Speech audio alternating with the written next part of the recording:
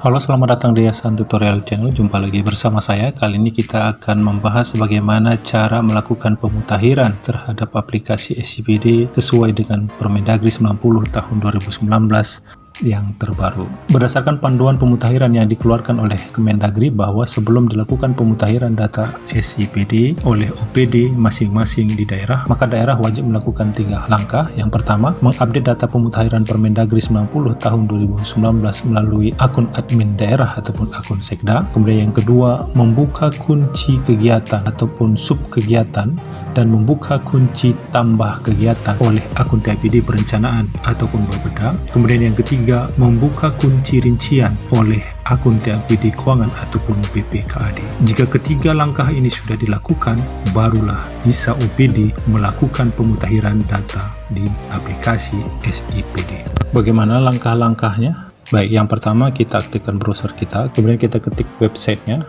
ya di address bar, kemudian kita enter. Kemudian kita pilih yang di tengah, Sistem Informasi Keuangan Daerah. Kemudian masukkan NIP kepala OPD kita, kemudian masukkan passwordnya, kemudian klik login. Kemudian pilih 2021. Kemudian klik di pojok kiri di samping penganggaran. Kemudian pilih sub kegiatan belanja. Kemudian pilih nama OPD-nya. Nah, kemudian inilah kegiatan-kegiatan yang harus kita mutakhirkan. Jadi pada saat kita melakukan pemutakhiran, ada 4 kondisi kita melakukan pemutakhiran Permendagri 90 tahun 2019. Yang pertama, sub kegiatan tetap, itu harus kita pilih juga sub kegiatan yang sama. Kemudian sub kegiatan baru, berarti kita harus menginput sub kegiatan baru seperti biasanya. Kemudian apabila ada nomenklatur sub kegiatan berubah ataupun kodenya yang berubah, kita harus memilih sub kegiatan yang sesuai. Kemudian apabila ada sub kegiatan yang dihapus, kita harus menghapus. Baik, sekarang kita kembali ke tampilan SCPD.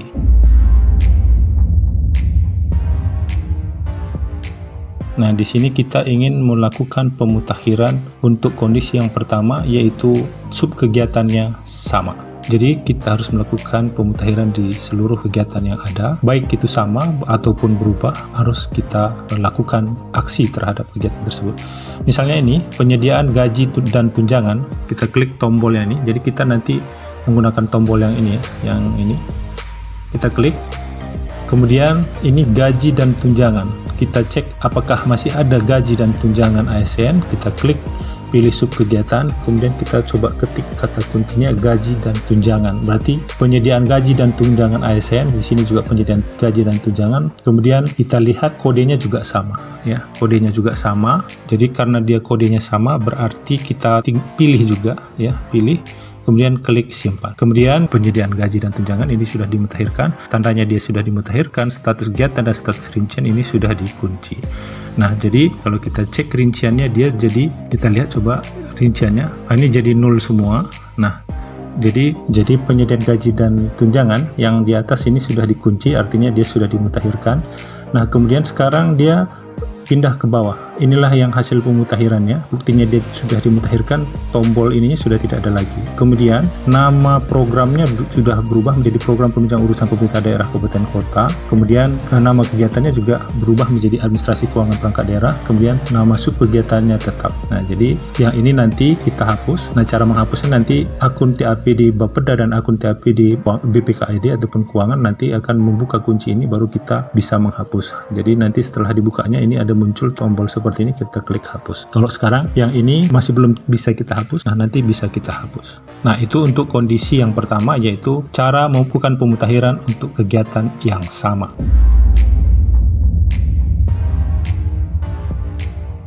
Kemudian untuk kondisi kedua, ya, kita balik kondisi kedua, yaitu bagaimana cara melakukan penambahan sub kegiatan. Untuk sub kegiatan itu dilakukan oleh eselon 3. Kita logout, kemudian kita login sebagai eselon 3, ya, masukkan NIP eselon 3, kemudian login.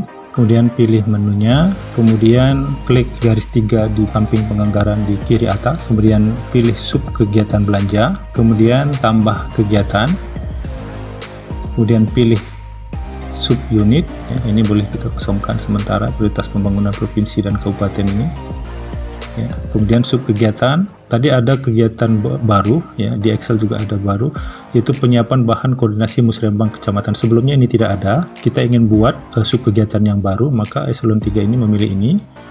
Kemudian ini kita lewatkan, sumber dananya kita klik tambah, kemudian pilih sumber dana, misalnya ya, dana alokasi umum misalnya ini.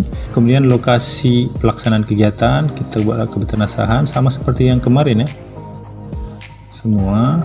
Kemudian waktu pelaksanaan musrembang kecamatan itu bulan Februari, kemudian bulan Februari. Kemudian anggaran N tambah 1, nah ini kita buat berapa, kemudian tolak ukurnya kita klik, tersedianya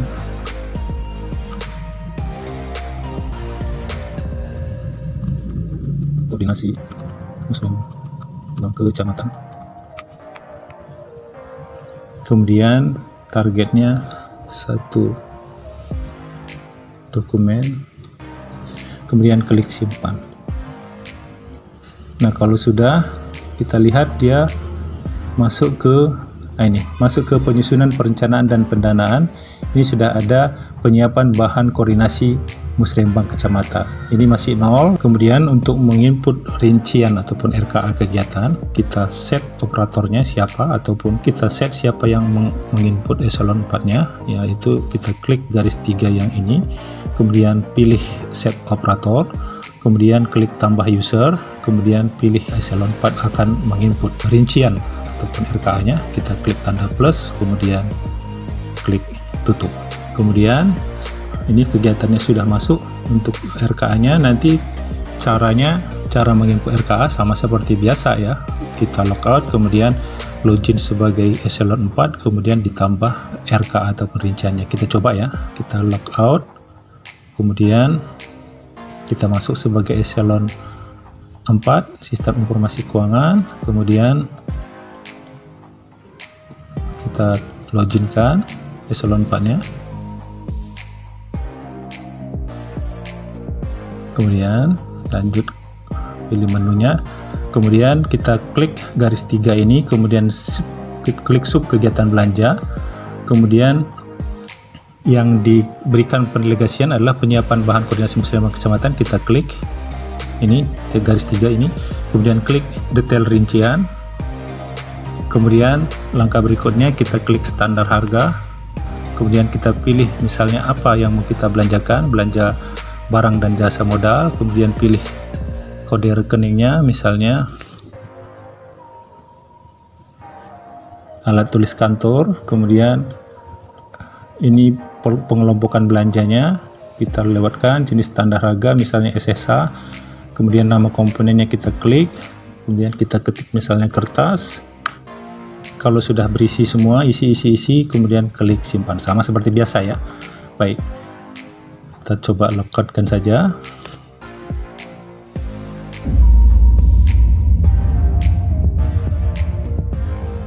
Kondisi yang ketiga, kode tetap nomenklatur ganti, kode ganti nomenklatur tetap, kode ganti nomenklatur ganti.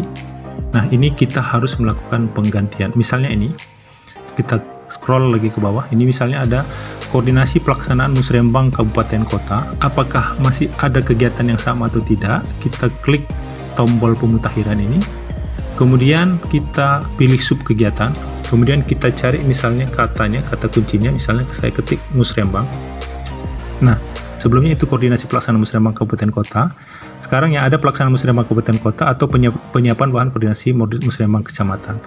Nah, kodenya juga berubah ya, kodenya juga berubah. Berarti ini kondisi yang ketiga ini, kode berubah, kemudian nomenklatur berubah. Nah, jadi kita pilih yang mana yang sesuai. Nah, contohnya ini saya pilih yang ini, pelaksanaan musrembang kabupaten kota. Kemudian klik simpan. Kemudian oke. Nah, kita lihat pelaksanaan koordinasi musrembang kabupaten kota sudah dikunci, artinya dia sudah dimutakhirkan. Nah, hasil pemutakhirannya kemana? Kita coba lihat. Ini pelaksanaan musrembang kabupaten kota. Inilah dia.